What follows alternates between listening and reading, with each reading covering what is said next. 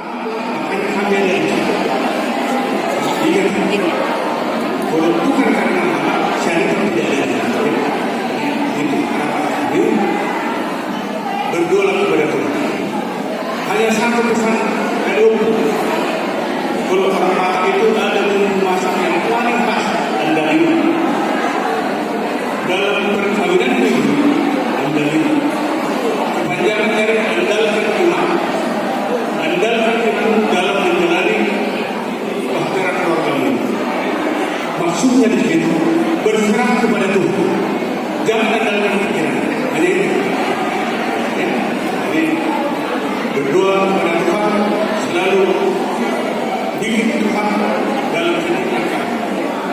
Percayalah akan selalu dapat keberhasilan dan kesuksesan.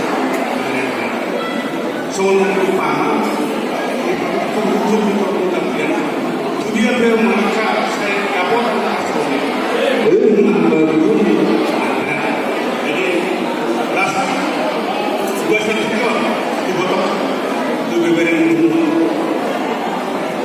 Datang si bengkel mari ber tulang ringgas toho meniraja seni pak di situ marhum dulu beni dulu ulos nanya pasal ini muncul ulos soalnya karandas itu kemudian jadi jadi soalnya dong pamama dong saat di Solo saat bekerja di daerah, dulu di pasar kami urus